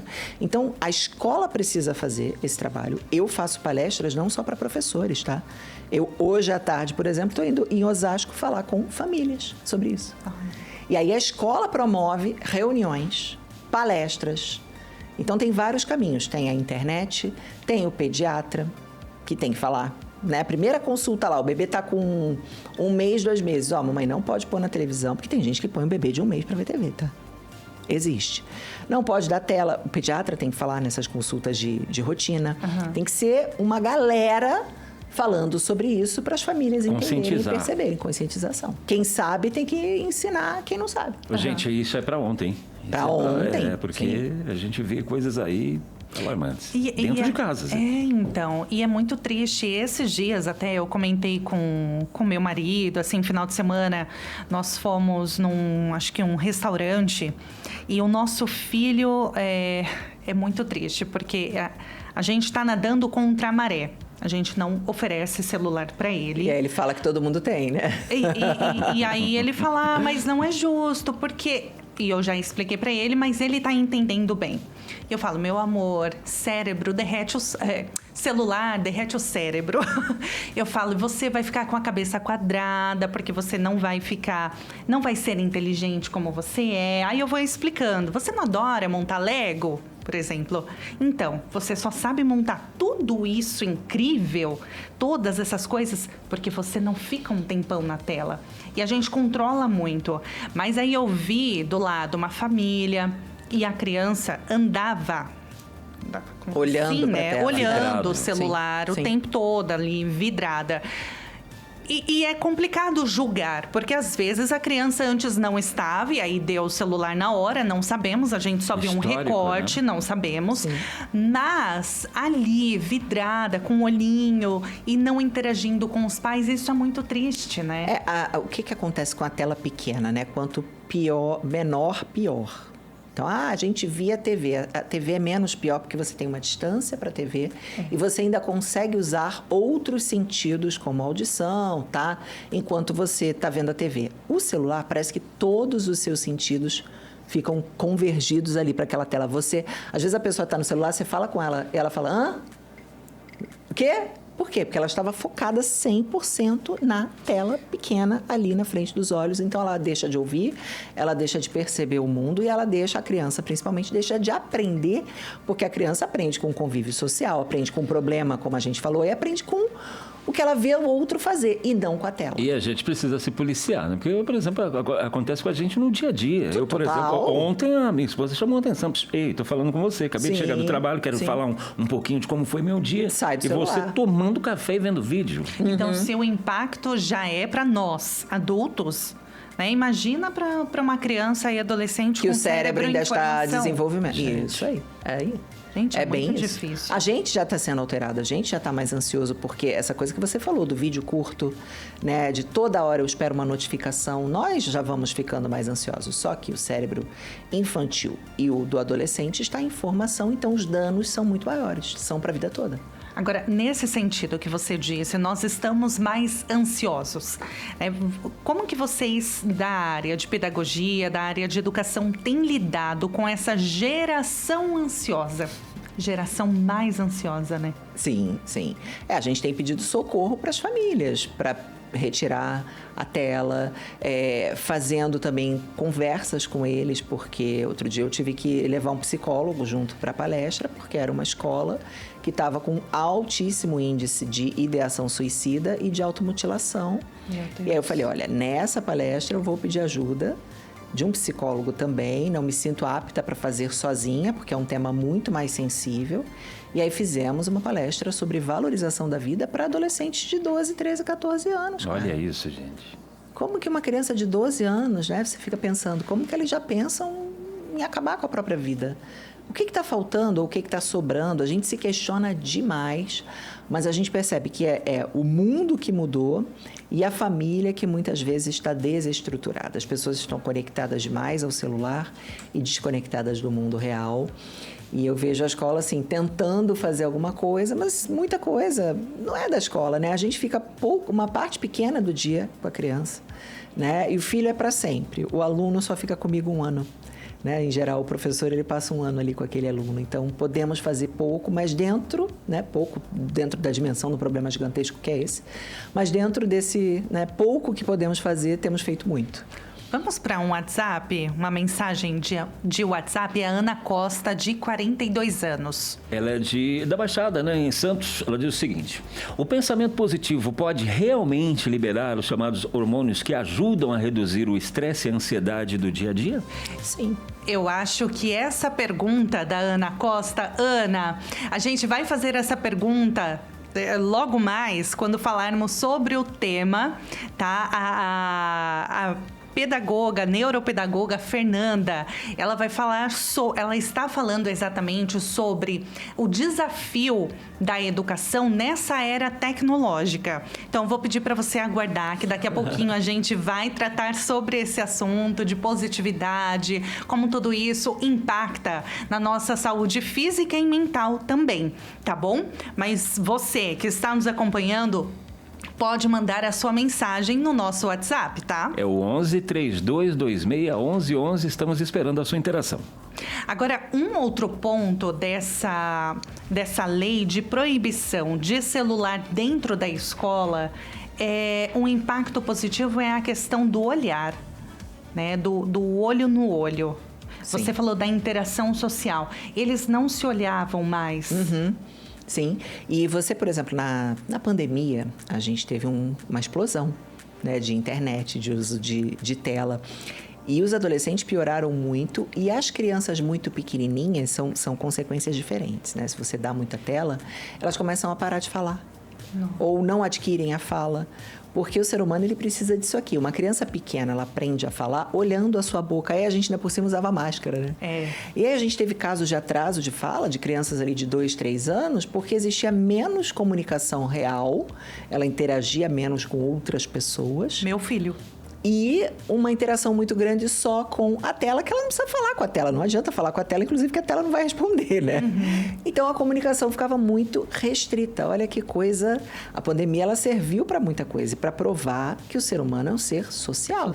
A gente precisa viver em sociedade, querendo ou não. Ai, não gosto de pessoas, cara. Mas com a criança e com o adolescente, você não pode fazer isso. O adulto até pode. Não, quero trabalhar, né, home office, não quero falar com ninguém. Você já adulto, tendo seu livre-arbítrio, você pode, sabendo as consequências negativas disso, para todo mundo, até para quem não gosta muito de pessoas, tá? Eu acho até complicado, né? Porque, assim, não gosto de lidar com pessoas... Mas a gente vive no mundo e se você vai no mercado, você precisa interagir com o atendente do caixa, se você vai numa loja, se você... Qualquer coisa, tem pessoas. Essa pessoa precisa de tratamento? Quando identificar que precisa que tá de demais, um adolescente, uma criança que está isolado, um adolescente isso. que não sai do quarto, sim, precisa. Precisa entender se isso é uma característica, se é um transtorno do neurodesenvolvimento, que pode ser uma pessoa autista, né? E também, realmente o contato social. Então, ela precisa entender, em primeiro lugar, o motivo disso. Eu tenho um transtorno do neurodesenvolvimento, ou eu realmente é uma característica pessoal, mas sabendo que eu vou ter que ir ao médico em algum momento, eu vou ter que ir ao supermercado em algum momento, eu vou ter que ir ao banco em algum momento, e eu vou ter que ter um mínimo de interação social. E você ficar muito recluso, sem um motivo aparente, realmente precisa ser entendido, no mínimo, né? Porque a gente, por exemplo, você tem meu filho aqui como exemplo, e a gente cobrava muito. Filho, você está com 20 anos, você precisa trabalhar, precisa encarar o mercado de trabalho. Vamos lá, o pai vai pagar um curso para você, vamos como incentivo, tentando fazer a parte, né? Correr atrás do prejuízo. E eu levei numa psicóloga. A primeira coisa que ela identificou, ela falou: seu filho, ele evita o convívio com pessoas porque ele tem o que eu já identifiquei aqui como déficit de atenção. Em algum momento, alguma coisa aconteceu, talvez muito tempo em excesso na tela, e ele sente isso, ele sabe disso. Ele sabe que ele não consegue fixar muito tempo. Aí talvez ele tenha até um pouco de vergonha disso, Ele né? já sabe que ele vai ter problema numa empresa, num emprego, ele não quer encarar isso. Então, então é onde ele tirou a ideia de ser influencer, porque na cabeça dele vai ser mais fácil, ele não precisa conviver direto com pessoas. Só que a pessoa precisa entender que a internet é muito cruel. Até também para quem quer ser influenciador, além de todo o conhecimento que a gente falou que é muito útil, é um preparo psicológico muito grande. Porque você vai sofrer hate, você vai ser julgado. Verdade. As pessoas olham a sua página, em 20 segundos elas já acham que elas sabem quem você é. Uhum. E você tem que estar preparado, muito preparado para lidar com todo esse julgamento. Ele acha que ele é julgado na vida real? No mundo virtual vai ser muito mais julgado, mas muito mais. De uma forma cruel. As pessoas na internet, eu falo que é o cachorrinho que late atrás do portão. Se você abre o portão, o cachorro para de... Já viu cenas assim? Tem 2 cachorros e um portão no meio. Você tira o portão, eles... fingem que nada, não vou brincar mais não. Então, o ser humano, ele se esconde atrás de um teclado, de uma tela, e ali ele é valentão, né? Na sua frente aqui, as pessoas tendem a ser um pouco mais cordiais. Então, se engana muito quem acha que a internet é um mar de rosas. E é o que eu falo, eu nem tenho alcance, assim, ainda é mediano. E eu já percebo tudo isso com uma clareza. Eu fico imaginando esses grandes influenciadores, né? Uma Virgínia, um Neymar, que tem a vida muito exposta. Cara, você tem que ter um psicológico incrível para aguentar julgamento, não olhar. De vez em quando é bom não olhar, tá? Não quero ver o que estão falando sobre mim, mas a gente tem aquela curiosidade do ser humano, né? O ser humano é complexo. Fernanda, olha, foi um prazer enorme te receber aqui, pessoalmente, né, Breno, no nosso estúdio, porque falar desse assunto, o Breno é pai, eu sou mãe, então a gente lida, né, com esse dia a dia com os filhos, como limitar as telas, o papel importantíssimo da escola e principalmente o que você disse, ter essa relação próxima mesmo com a escola. E todos envolvidos, isso mesmo. Todos envolvidos, para falar uma mesma língua, né? Que todos têm o mesmo objetivo. Que é o bem-estar daquela criança. Exatamente. Sim. Então, olha, foi um prazer enorme. Fica o convite para você voltar conosco para falarmos sobre muitas outras coisas e trazer também os relatos dos impactos positivos, como você bem diz, que já foi perceptível da questão da proibição das telas dentro das escolas, da sala de aula. Claro, na didática continua, mas sempre de forma a utilizar como uma ferramenta boa, né? No dia a dia. Sim, porque não é sobre negar a tecnologia, é sobre preparar essa criança para usar essa tecnologia de forma positiva. Saber lidar com ela. Sim. Não serem inimigos. Aulas de robótica, de letramento digital, a escola tem que fazer. Só que é um uso de telas bom. Entendendo o que você está fazendo e não simplesmente o vício em telas, porque são coisas diferentes. Olha, eu adorei o bate-papo. Muito bom. Muito bom. Vamos seguir. Vamos já marcar o próximo? Produção, atenção. Nós conversamos com a neuropedagoga Fernanda King. Muito obrigada, viu, mais uma vez. Eu que agradeço. Rede social, por favor, né? Fernanda King, _palestrante. Gente, é King mesmo. É meu sobrenome mesmo. Isso, King mesmo. E eu sou grandona, né? Então o pessoal brinca, fala, King Size. Sim, Fernanda King é meu sobrenome de verdade.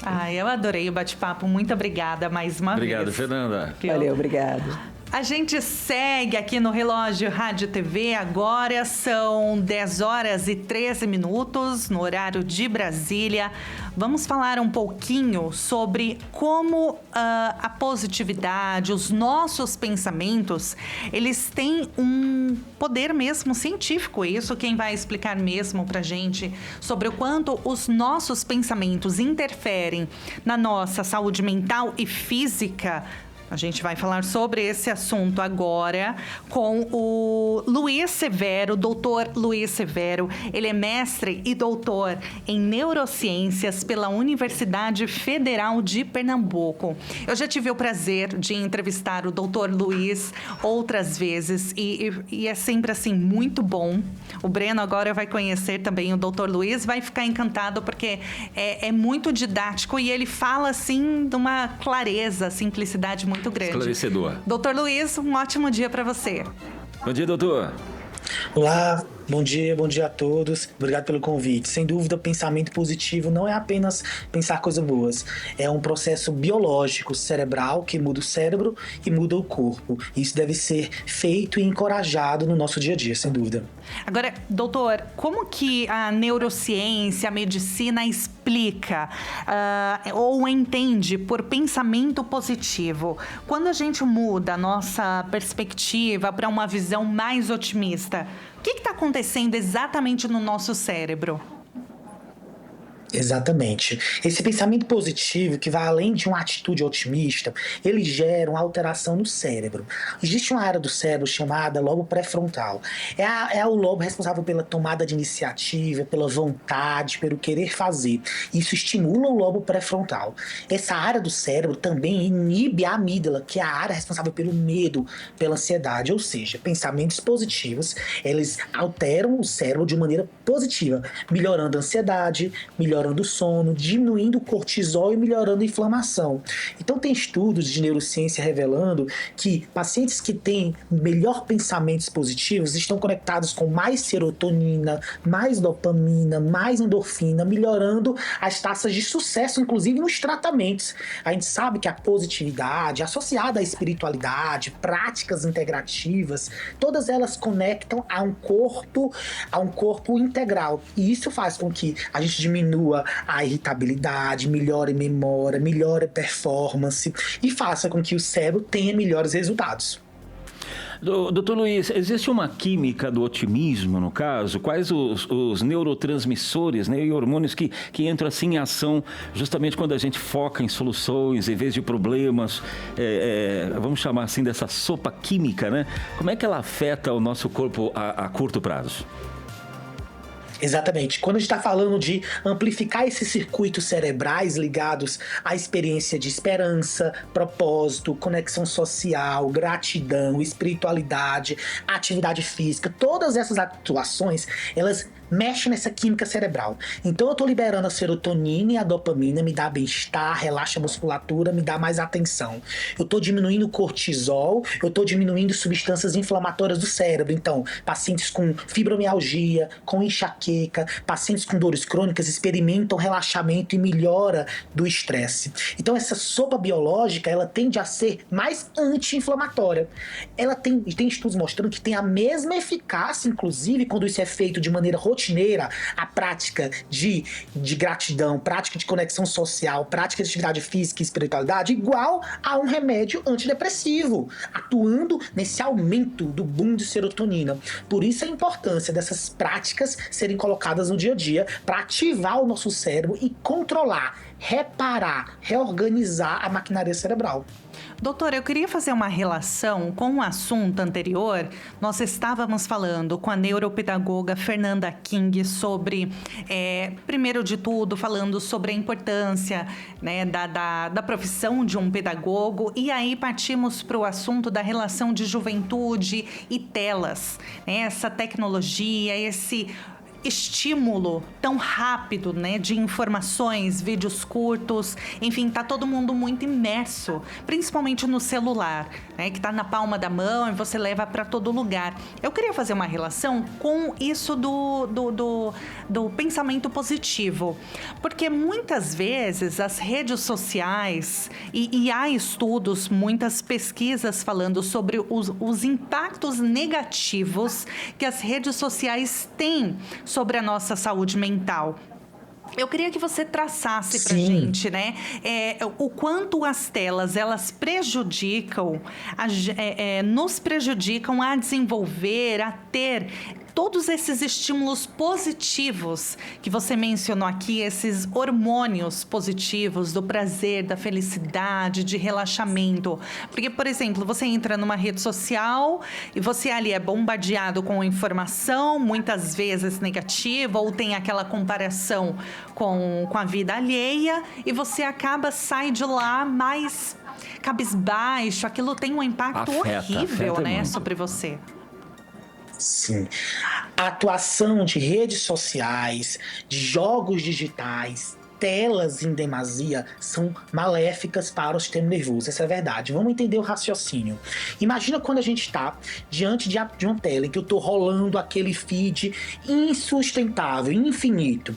Imagina a minha situação de que eu fico feliz quando eu clico e dou um curto, quando eu compartilho, quando alguém reposta. Imagina essa sensação se repetindo várias e várias vezes. Só que isso não ativa a dopamina boa. A dopamina boa que vem das relações espirituais, das relações com pessoas, do bem, da relação presencial, na rede social é a dopamina ruim. Ela vem num pico rápido. É a dopamina negativa. E isso ativa o nosso sistema de recompensa. Então eu quero mais. Eu quero cada vez mais rolar o feed de maneira sem fim. Eu quero cada vez mais likes e fazer parte de grupos. O nosso cérebro, especialmente no adolescente, até cerca de 21 anos, está em desenvolvimento. E esse desenvolvimento precisa de estímulos corretos. Quando a gente faz estímulos apenas baseados em redes sociais, em chat GPT, em telas e em jogos virtuais, eu tô ativando a dopamina barata. É aquela dopamina que causa vício. A mesma dopamina que libera o vício de morfina, vício de drogas, vício de álcool. É a mesma de redes sociais, é a mesma neurociência. A gente tem que entender que os desenvolvedores de todas essas telas têm também neurocientistas por trás, entendem a relação cérebro e sociedade. O que a gente entende então é as redes e as telas em grande quantidade, elas atuam diretamente na maquinaria. E isso faz. Não é à toa que a gente vê que somos o país com pela primeira vez, crianças e adolescentes ultrapassou o número de crianças e adolescentes ansiosas do que os adultos. Por quê? Porque estamos mais nas redes sociais, nos comparamos mais. E isso faz com que seja deletério nesse processo. E isso impacta no aprendizado, na obesidade, na ansiedade e na taxa de suicídio dessa população, infelizmente. Agora tem muito a questão de angústia também com relação ao futuro, né, doutor? Principalmente os jovens. Incertezas, né? Incertezas. Hoje a geração mais... Sem acesso às finanças. Eu quero dizer com isso que há levantamento dizendo que essa nova geração ela vai ser a mais pobre em comparação às gerações anteriores, os nossos pais e avós que começavam a trabalhar muito cedo, o senso de responsabilidade era diferente, então conquistavam casa, um carro, bens materiais mais cedo do que hoje em dia. E aí é um assunto muito complexo também, envolve economia, inflação e muitas outras coisas, mas trazendo aqui para o nosso assunto, que é o cérebro, doutor, essa angústia para o futuro, o quanto isso é ruim pra gente, pro nosso cérebro, o que acontece na nossa cabeça, principalmente dos jovens? Essa relação de angústia, catastrofização, medo, desesperança e estresse crônico está conectado a doenças crônicas. Mais índice de burnout, mais índice de ansiedade, mais índice de obesidade, mais índice de dor. A gente tem que entender que todas essas doenças crônicas, elas são doenças multifatoriais e o componente emocional, social, econômico, financeiro, sensação de bem-estar e de cuidado, seja feito pela sociedade, pela população, pela família ou pelo Estado, interfere. Então veja que os pensamentos positivos não é negar necessariamente o sofrimento, mas é desenvolver cérebros resilientes. É por isso que é tão importante inclusão de prática de atividade física, prática de yoga, prática de respiração, práticas ao ar livre, conexão espiritual e conexão com o ambiente natural, elas são fundamentais, são práticas que a gente deixou. Onde? Diante da TV, escondido dentro de apartamento, sem conexão espiritual e sem relacionamentos. E assim as taxas vão aumentando. O nível de satisfação da população cai, a renda cai variavelmente, porque está conectada a bem-estar, e esse bem-estar é multifacetado. Então existe uma conexão direta. É por isso que a gente reforça a necessidade dessas mudanças do básico. E o básico a gente esquece. O básico não é só, eu tenho que fazer algo muito caro voltado para o wellness, né? O wellness está cada vez em moda, é fundamental o bem-estar, mas antes de tudo é o autoeficácia. O que eu faço? O que eu estou fazendo em busca da minha melhora? Eu estou acordando e me expondo ao sol? Eu estou acordando e buscando atividade física? Eu estou respirando? Eu estou tendo algum tipo de espiritualidade? Eu estou tendo gratidão? São sentimentos positivos, que não são só sentimentos, mas sentimentos com impactos no cérebro. O que coordena o nosso dia a dia? Pergunta?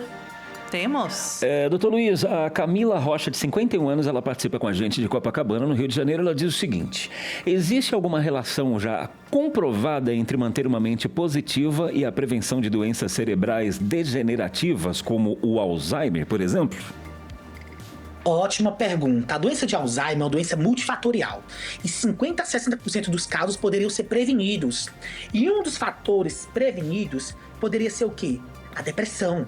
A gente sabe que pensamentos negativos, depressão, estão conectados à piora cognitiva. Nossa. Então, sim, se eu pratico práticas como ligadas à melhora do meu propósito, do meu bem-estar, práticas de respiração, práticas que busquem o autoequilíbrio, o controle, eu tendo a ativar o sistema de limpeza. Lembra que essas práticas voltadas a propósito, saúde mental, a diminuição de medo e estresse, eles melhoram o sono. E o fator sono hoje é a bola da vez. Você que não dorme bem, aumenta o risco em mais de 40% de desenvolver Alzheimer. Você que toma Rivotril, Alprazolam e medicações indutoras do sono e não dorme naturalmente, aumenta muito o risco, porque é no sono que eu tiro aquelas substâncias do Alzheimer, a beta-amiloide, que se deposita no cérebro e causa a doença de Alzheimer. Então, se a gente quer prevenir a doença de Alzheimer, a gente tem que fazer o básico, que é sono adequado, que é estimular o cérebro, aprender cada vez mais, ter bons relacionamentos, práticas integrativas de espiritualidade, yoga, acupuntura e, claro, uma alimentação que seja, sim, menos açúcar, menos industrializado e mais natural. O Dr. Luiz Severo é quem está conversando com a gente e você que acompanha-nos agora no Relógio Rádio e TV, tivemos o prazer de receber. Ele é mestre em doutor em neurociências pela Universidade Federal de Pernambuco. Dr. Luiz, o assunto é muito bom, muito interativo e esclarecedor, mas o nosso tempo é curto e a gente aproveita para agradecê-lo mais uma vez, né, Tabata? E fazer o convite para voltar outras vezes, viu, doutor? Muitíssimo obrigada e a gente espera falar contigo em breve. Obrigado. Cuidadamente não é algo abstrato, é biologia, é ciência, é saúde cerebral. O pensamento positivo, ele muda o cérebro e a gente tem que fazer isso de maneira intencional, diariamente. Bom dia. Muito obrigada, doutor. Viu aí, né, a comprovação científica sobre pensamentos positivos. Que assunto maravilhoso. Breno, antes de sabermos a previsão do tempo, que a gente vai chamar já, eu só queria fazer aqui um suspense, já anunciar que daqui a pouquinho nós vamos conversar com um educador financeiro, Reinaldo Domingos, e ele vai falar sobre como inserir a educação financeira no dia a dia das crianças. Assunto que me interessa, viu? Interessa a todos nós. E para ter uma educação financeira equilibrada e educação familiar de berço. Daqui a pouquinho, mas antes, vamos ver como fica o tempo na sua região. Em Belo Horizonte tem sol, com aumento de nuvens e pancadas de chuva. A temperatura varia entre 17 e 25 graus. Já em Goiânia, o dia deve ser quente, sol e muitas nuvens. A máxima chega a 30 graus, a mínima é de 19 graus. O dia em Macapá começou com chuva, mas o sol aparece e esquenta. A temperatura chega a 30 graus Celsius, a mínima é de 24 graus. Já em Florianópolis, o dia é de sol com algumas nuvens, mas a temperatura não varia muito. Fica entre 14 e 20 graus. Dia de sol em Natal, com poucas nuvens. Máxima de 29 e mínima de 24 graus. Relógio, rádio e TV.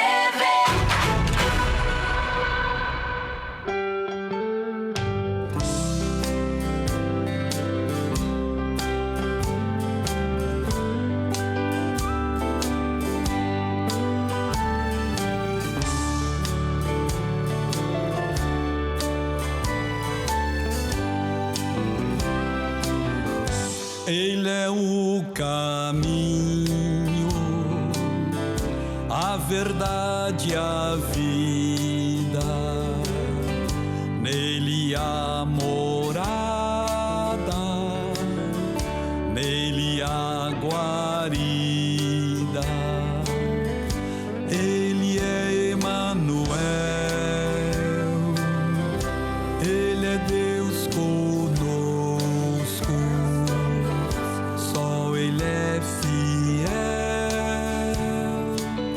No céu verei seu rosto.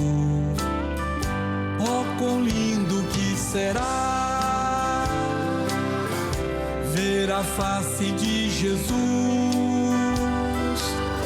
poder olhar no seu olhar, mais penetrante que a luz. Oh, quão lindo que será meu nome ouvir Jesus chamar, dizer bendito de meu Pai. No céu pra ti há um lugar. Encontrei Jesus,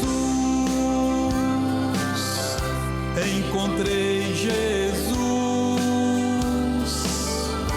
encontrei Jesus.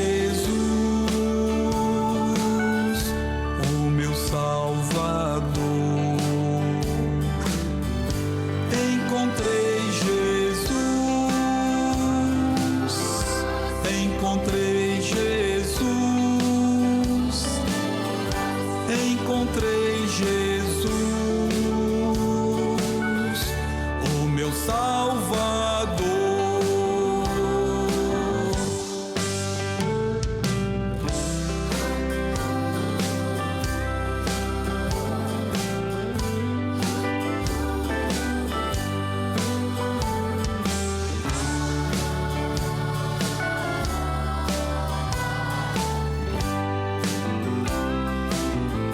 Ele é o caminho, a verdade, a vida. Nele há morada, nele há guarida. Ele é Emanuel, ele é Deus conosco. Ele é fiel. céu verei seu rosto. Oh, quão lindo que será ver a face de Jesus, poder olhar no seu olhar, mais penetrante que a luz. Oh, quão lindo que será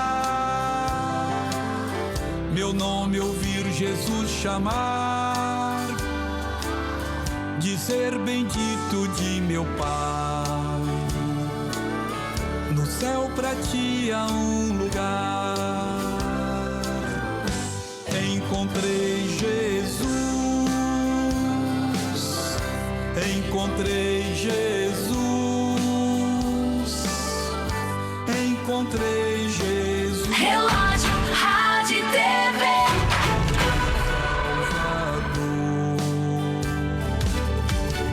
Encontrei Jesus,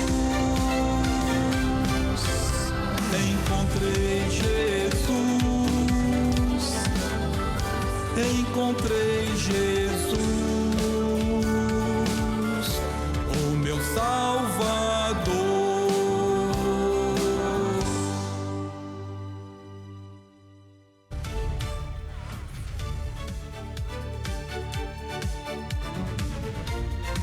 Dez horas e 33 minutos agora. Olha, você percebeu que o Relógio Rádio TV, ele é feito para família, né, Breno? Sempre com assuntos para o nosso dia a dia, para a família, para os pais, crianças, quem tem filho adulto, quem tem filho bebê. Enfim, são assuntos que fazem parte da nossa rotina familiar e é por isso que a gente vai continuar falando sobre o dia a dia da família, só que agora voltado para as finanças. Porque hoje é quarta-feira e é dia do quadro Nossas Finanças. E quem hoje vai participar é o educador financeiro Reinaldo Domingos. Ele é presidente da Associação Brasileira dos Profissionais de Educação Financeira. Nossas Finanças. Bom, está no ar o quadro Nossas Finanças. Como eu disse, quem vai participar hoje do quadro é o Reinaldo Domingos, educador financeiro, presidente da Associação Brasileira dos Profissionais de Educação Financeira. Reinaldo, um ótimo dia para você. Bom dia, Reinaldo. Bom dia, Breno. Bom dia, Tabata. Bom dia a todos que estão nos ouvindo e nos assistindo. Uma honra estar aqui falando com vocês num dia muito especial, Dia do Pedagogo. Hoje é dia 20, de maio, Dia do Pedagogo, onde nós comemoramos aí os nossos professores, como são importantes para nossas vidas. Essenciais. Eu até publiquei no meu Instagram que nós não podemos, nós temos que nos curvar diante dos nossos professores. Ninguém deixou de passar pelas cadeiras escolares, para os nossos professores queridos. Então, fica aqui o meu abraço caloroso a todos os nossos pedagogos do Brasil. Exatamente. Profissão que antes ensinava as disciplinas tradicionais, mas hoje também estão inserindo dentro da sala de aula a educação financeira, né, Reinaldo? Um tema importantíssimo, porque a gente tem visto recordes de inadimplência no Brasil, e isso vem desde a infância, porque muitos de nós não éramos ensinados o valor do dinheiro. Não aprendemos cedo, Não aprendemos cedo. E aí, lá na frente, o que acontece? Se enche de dívida, nome sujo, Sente se no embola, não sabe como lidar. Pois é, nós temos aí um desafio, Pior que quando eu estou nesse movimento da educação, do comportamento financeiro, eu já vou pôr uma palavra aqui nova dentro da nossa fala, que nós não estamos falando de números, de cálculo, de planilhas, até porque matemática todas as crianças aprendem, os professores de matemática aprenderam, são expert nisso, mas a grande maioria também dos professores, de um modo geral, inclusive aqueles das ciências exatas, também estão com problemas financeiros. O que define que a educação financeira é uma ciência humana, não é uma ciência exatas.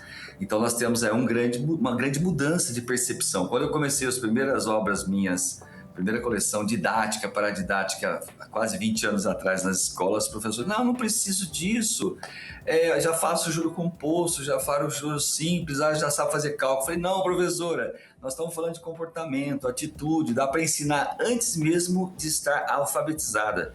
E foi assim que começou a minha jornada, com mais de 150 obras, 80% delas junto com crianças, como essa aqui, por exemplo, O Menino do Dinheiro, e vai por aí. Tenho 4 obras com Maurício de Souza, que escrevemos juntos com a Turma da Mônica, para poder fazer o quê? Trabalhar a criança, para ela ter esse estímulo. Agora, onde está o gargalo? Onde você colocou. As professoras não aprenderam isso. Como nós fazemos para ensinar crianças nas nossas salas de aula, se nossas professoras estão realmente não alfabetizadas financeiramente? Esse é o ponto. E tive no Congresso 2016 e conseguimos aprovar a obrigatoriedade, sim, a partir de 2020, todas as escolas privadas e públicas são obrigadas a ter a temática Educação do Comportamento Financeiro com transversalidade. Não é uma disciplina oficial, mas é uma disciplina que conversa com a matemática, com o português, com história, com geografia. Graças a Deus, né, Tabata? Graças a Deus, Breno. Porque nós somos analfabetos financeiros crônicos, né, no nosso país, e não é só no país. Ô, Reinaldo, e para dar um pontapé inicial aí, qual seria a importância de começar logo assim, cedo, né? Bom, é fundamental. Nossos hábitos, nossos comportamentos, a criança, ela aprende pelo exemplo. Se o pai vai, apaga uma lâmpada e fala assim, tem que apagar porque a gente está gastando energia elétrica, ela nem sabe o que é isso. Mas vamos pegar a conta de energia junto e falar, tá vendo? Quando a gente paga mais dinheiro aqui, é porque a gente gastou mais energia. Quando a gente toma um banho mais longo, é porque nós estamos gastando mais água. Quando a gente vai ao supermercado e compra com mais consciência, com uma lista direitinho, nós estamos levando menos produtos. Automaticamente você pode realizar mais sonhos, mais desejos. A criança é um processo muito simples da gente conduzir de uma forma que ela, didaticamente, a gente vai colocando ela dentro de um trilho. Quando a gente fala em cofrinho, por exemplo, eu não tenho um cofrinho aqui, mas quando a gente fala em cofrinho, a gente aprendeu o quê? Guardar o quê dentro do cofrinho, Breno? As moedinhas? Economias? Dinheiro. Só que nós ensinamos algo muito diferente. Nós ensinamos a guardar sonhos dentro do cofrinho. Olha. A criança precisa entender que quando ela tem 2 moedas, vamos pegar a moeda, agora já está muito no digital, mas vamos pensar um pouquinho no passado dos nossos professores e assim nós estamos fazendo. Eu tenho lá 10 reais, 5 eu vou guardar para o meu sonho, 5 eu vou guardar, eu vou comprar, consumir. O equilíbrio entre o ser e o ter. A criança já começa a entender que dinheiro compra tudo o que ela quer, que ela deseja. Agora, ela precisa aprender a fazer escolhas, ela precisa entender os cofrinhos. Pega um cofrinho para mim. Um cofrinho para mim é curto, médio, longo prazo, ou seja, um pequenininho enche mais rápido, médio, longo. Ela precisa entender o tempo das coisas. Por isso, nós conseguimos hoje implementar numa escola, seja pública, seja privada, a possibilidade desses professores que vão ser primeiramente capacitados para a gente colocá-las desde o infantil. Até no maternal já começamos a ter ações para a criança entender, e aí mostra-se fatidicamente que é uma posição de comportamento, de atitude. Não é um cofrinho que eu estava mostrando esse aqui, só que nós temos 3, o curto, o médio e o longo, para a criança realmente entender tudo isso. Por isso, nós podemos ensinar uma criança antes de estar alfabetizada, ou seja, aí nós pensamos assim, mas será que mesada, tem um livro chamado Mesada Não É Só Dinheiro. Será que mesada ensina a criança a educação financeira, Breno? O que você acha? Eu não sei até que ponto, viu? Porque a gente estava falando sobre impor limites, né? E às vezes isso leva a criança a um estado de se acomodar, de repente. Não correr atrás. Muito bom. Você teve mesada, Tabata? Eu não tive, Eu não tive também. Eu confesso que eu comentei agora há pouco com o Breno que eu comecei Era meu sonho, na verdade, ter. Eu lembro de uma amiga na sala que ela ganhava na época, ela dizia que era R$30, e, né, R$30 ainda valia alguma coisa. E eu falava, gente, eu quero também. E eu comentei com a minha mãe, a Nath, A Nath ganha mesada, mãe. Por que eu não ganho? Já Aí questionou, só né? aquele olhar, né? Assim, meio... minha filha, você tem que trabalhar. Não dá. Que bom pra ela, mas a mamãe não consegue te dar. Fiquei chateada. Hoje eu tento dar pro meu filho. No momento, suspendemos por castigo, mas... E aí você pode até me dizer se eu estou correta ou não em fazer isso. Vamos lá. Mas vamos lá, é bom, a gente aprende aqui, né, Breno? A gente aqui está na sala de aula, vamos lá, nós estamos na sala de aula, nossos ouvintes aqui, nossos queridos, né, telespectadores, a gente está cometendo muitos equívocos nesse modelo. Primeiro que todo mundo já recebeu mesada, o Breno, você, eu, todos nós. Chamamos de mesada voluntária. Aquele dinheiro que a criança pega, ela nem sabe quanto vale, mas ela vai e compra. É bom isso? Todas as pessoas no planeta receberam mesada. Essa foi a minha tese de mestrado nos Estados Unidos, quando eu defendi, inclusive lancei essa obra aqui, ó, mesada não é só dinheiro. São 8 tipos de mesadas, 8 tipos. E aqui nós trazemos a mesada voluntária, a mesada financeira, a mesada ecológica, que é para fazer reciclagem, a mesada econômica, que é a criança participando de toda a economia da casa, a mesada de troca, que não existe dinheiro na parada, mas existe a troca, o brinquedo do filho do meu amigo quer o brinquedo do meu filho, porque a grama do vizinho sempre é melhor que a outra. Então você tem mesada social, que não depende de dinheiro, sim de contato. A criança não quer brinquedo, a criança quer o pai, a mãe perto e brincando e tudo mais. Então a gente tem uma necessidade hoje de implementação e a gente faz isso exatamente nas escolas, mas também saltamos para fora do muro escolar e vamos para dentro das famílias. Não existe educação financeira nas escolas se não inserir a família. Não existe educação financeira individual, ela é coletiva. Porque enquanto nós estamos aqui, o Breno, a Tabata, todos os nossos ouvintes e também telespectadores estão nos assistindo, estamos trabalhando, nós temos crianças consumindo, nossa família está consumindo, nossa casa está consumindo. Então nós precisamos educar, por extensão, programas de educação financeira também para a família. Então, quando a criança deve aprender educação financeira? A partir dos 3 anos de idade já começamos a ter essa inserção. 3 anos de idade. Por isso que porque o que aconteceu conosco, como adultos? A criança pegou dinheiro, não teve educação nenhuma financeira, pegou e gastou. Quando ela começa a entender de contas, ou seja, matemática, começa a escrever, pega o dinheiro e gasta. Quando ela é uma jovem, ela já é uma jovem para poder começar lá as suas baladas, brincar, conversar e sair com os amiguinhos e amigos, adolescentes, pega o dinheiro e gasta tudo. O primeiro emprego, o primeiro salário, o que você acha, Breno, que vai acontecer com o dinheiro dela? Vai gastar, vai torrar. É o hábito, é o comportamento, são atitudes que ela sempre teve e o pai até falou, poupa filha, mãe, poupa filho, só que os pais não foram exemplos para ela, porque também não pouparam.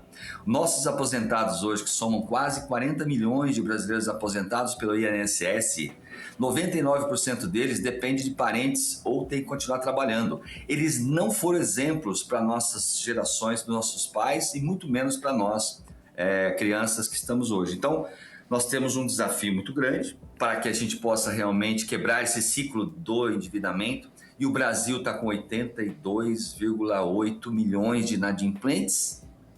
É muita gente que deixou de pagar contas, que estão assim aflitas.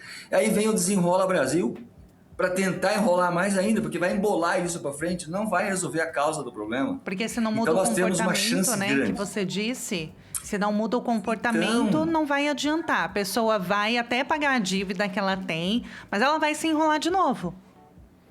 O que precisa ser feito? Eu fiz até um curso gratuito, passei para o mercado todo para poder ajudar a pessoa. Você vai fazer o Desenrola Brasil?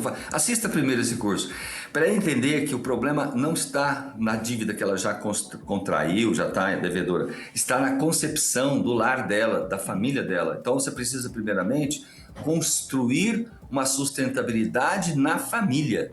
A família precisa saber com o que ela ganha, o que ela gasta, ela está equilibrada e ela consegue até ter um pouco mais do que ela ganha para ela poder ter reservas. Aí sim, ela vai conseguir até mesmo parcelar lá no Desenrola Brasil para fazer lá 48 meses pela frente até uns juros de 1,99, que é absurdamente caro, né? Não é barato, não, é bem caro. E ela vai fazer esse parcelamento e vai ter que incluir no orçamento. Mas como é que ela vai colocar e assinar esse documento se ela não tem dentro do orçamento dela nenhum recurso sobrando para honrar essa prestação? Vai ficar inadimplente, como foi em 2023, o primeiro Desenrola Brasil. Todos que lá fizeram, 90% voltaram a ser novamente inadimplentes. Tínhamos 70 milhões, agora nós estamos com 82 milhões. Não funcionou o Desenrola Brasil no primeiro, como não vai funcionar no segundo. Ô Reinaldo, não fica mais complicado ensinar e aprender educação financeira?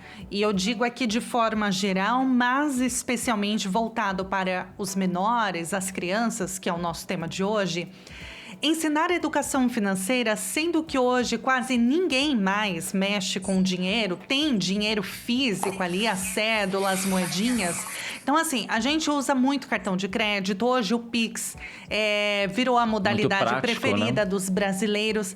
É muito mais fácil, você perdeu o controle. E agora, como ensinar as crianças o valor do dinheiro, ensinar esse comportamento, né, se ela não vê o dinheiro?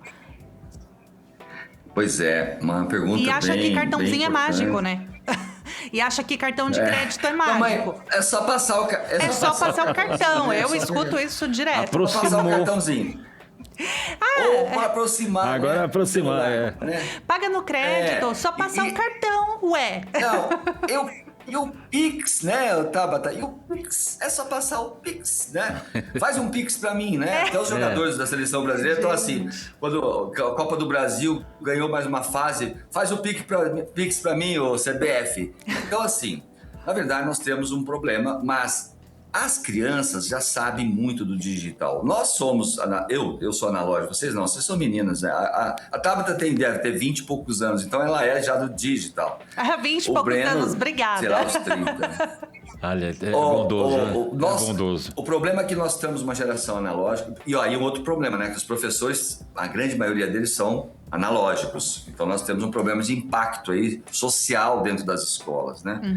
Bom, a criança hoje, ela sabe ensinar a gente no celular completamente tudo. Ela tem uma habilidade, uma competência muito mais rápida, pega rápido. E a gente pode ensiná-la de uma forma muito simples.